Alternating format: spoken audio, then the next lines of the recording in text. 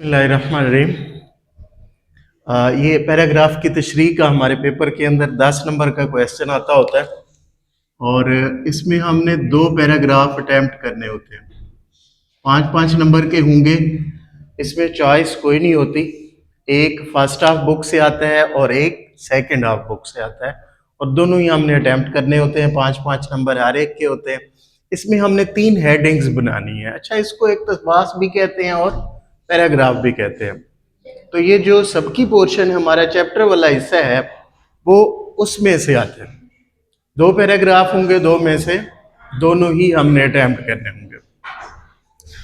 तो पहली हम हेडिंग इसमें देते हैं हवाले मतन की। हवाले मतन, इसमें 2 चीज़ें कम अज़ कम मेंशन करनी है, सबक का उन्वान और मुसन्निफ का नाम। कि ये जो पैराग्राफ है ये कौन से चैप्टर से आया है और इसका लिखने वाला कौन है। ये 2 चीज़ें हम मेंशन करेंगे। इसका 1 नंबर होता है, हाफ नंबर इन दोनों के होते हैं। तो नेक्स्ट हम हेडिंग देते हैं इसमें हल लुगत की।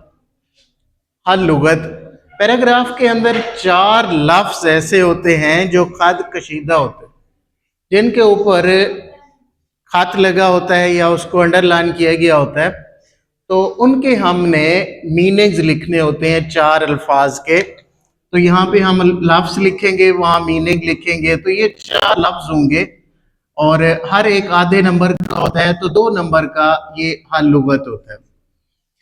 और इसी तरह लास्ट में हम फिर तशरीह करते हैं। तो तशरीह के 2 नंबर होते हैं। तरीका ये है तशरीह का कि आपने स्टार्टिंग में इसके फ़नी महासन लिखने हैं जो मुसन्निफ होगा, उसके फ़नी महासन लिखेंगे 1 से 2 जुमलों के अंदर, और फिर हम तशरीह करेंगे उस पैराग्राफ की। और तशरीह के अंदर आपने मार्कर का इस्तेमाल लाजमी करना है।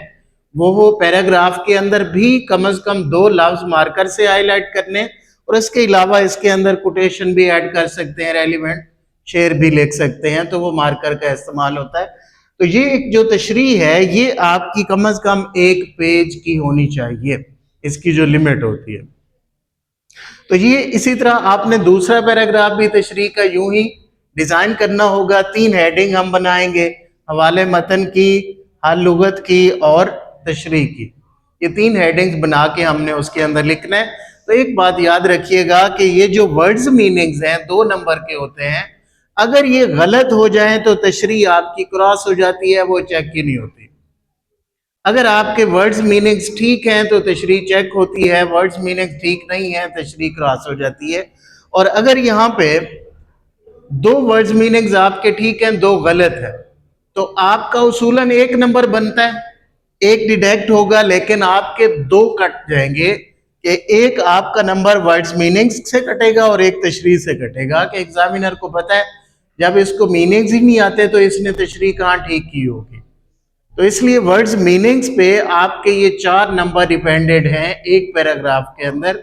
इसी तरह दूसरे पैराग्राफ की भी तशरीह में दूसरे 4 नंबर, तो टोटल 8 नंबर आपके डिपेंड करते हैं आपके वर्ड्स मीनिंग्स पे।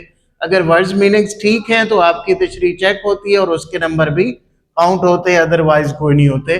पर लिखने का तरीका ये है कि आपने तशरीह की हेडिंग देनी है, नेक्स्ट लाइन पे आपने मुसन्निफ के फ़नी महासन लिखने हैं। मैंने आप लोगों को लिखवाए हुए हैं 2-2 लाइन्स के। और फिर आपने तशरीह करनी है उस मुतालिका पैराग्राफ की, और उसके अंदर आपने पैराग्राफ के अंदर मार्कर का इस्तेमाल भी करना है, लफ्ज़ हाईलाइट करने हैं, और कोई कोटेशन भी इसमें ऐड कर सकते हैं, शेर भी ऐड कर सकते हैं। तो यूं ये 5-5 नंबर के 2 पैराग्राफ आएंगे।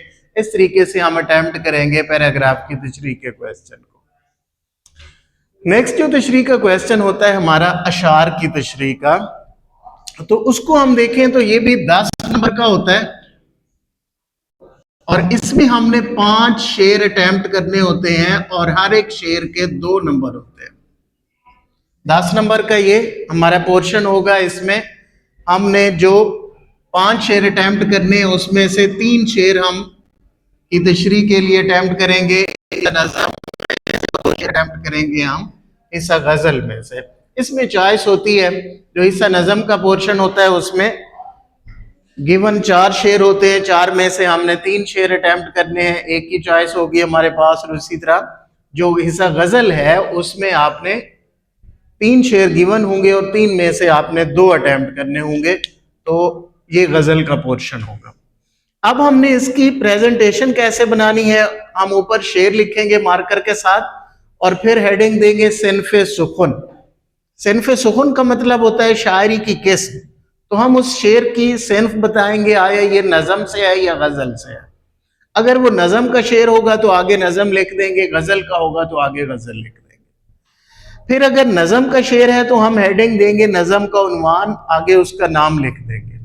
अगर वो गजल का शेर है तो फिर हमने ये हेडिंग कट कर देनी है, फिर हेडिंग नहीं देंगे, फिर हम सिर्फ ये हेडिंग देंगे शायर का नाम और आगे उसका नाम लिखेंगे। तो अगर गजल की तशरीह कर रहे हैं तो 2 हेडिंग आएंगी, सिन्फ़े सुखुन, आगे गजल, फिर शायर का नाम। अगर हम नज़म के शेर की तशरीह कर रहे हैं तो उसमें ये 3 हेडिंग्स बनेंगी और उसके बाद फिर हमने तशरीह की हेडिंग बनानी है। तो इस साइड पे आपने मार्कर यूज करना है, कॉलन की अलामत लगानी है और आगे पेन के साथ मेंशन करेंगे। अब तशरीह की हेडिंग देने के बाद हमने वही तरीका अपनाना है, पहले फ़नी मुहासिन लिखेंगे शायर के बारे में, उसकी फ़न की खुसूसियात 1-2 जुमलों के अंदर, 1-2 लाइनों में, और फिर हमने उसकी मुताल्लिका शेर की तशरीह करनी है। अब तशरीह के अंदर आपने मार्कर का इस्तेमाल भी करना है, लफ्ज़ को हाईलाइट करते हुए भी, और मुताल्लिका अशार भी लिखने हैं कि हमने हर एक नज़म के अंदर 2-2 शेर लिखे हुए हैं, हर एक गज़ल के एक शेर में हमने रेलिवेंट एक शेर लिखा हुआ है, तो आप कम से कम एक शेर इसके अंदर रेलिवेंट लिखेंगे। 2 लिखेंगे तो और ज़्यादा बेस्ट है कि तशरीह का एक पैराग्राफ बनाएं, फिर एक शेर लिखें, फिर दूसरा पैराग्राफ बनाएं, तशरीह का दूसरा शेर लिखें, तो यूँ आपकी तशरीह भी कंप्लीट हो जाती है और उसमें मार्कर का इस्तेमाल और मुताल्लिका अशार भी आ जाते हैं। तो इस तरीके से आपने 5 अशार की तशरीह करनी है, तो ये 10 नंबर का हमारा क्वेश्चन होता है हिस्सा नज़म और गज़ल में से। तो यूं हमने ये तशरीह का आज पैटर्न पढ़ा है, वो पैराग्राफ की तशरीह हो या फिर अशार की तशरीह हो, 10-10 नंबर दोनों क्वेश्चंस के होते हैं। ओके, चले।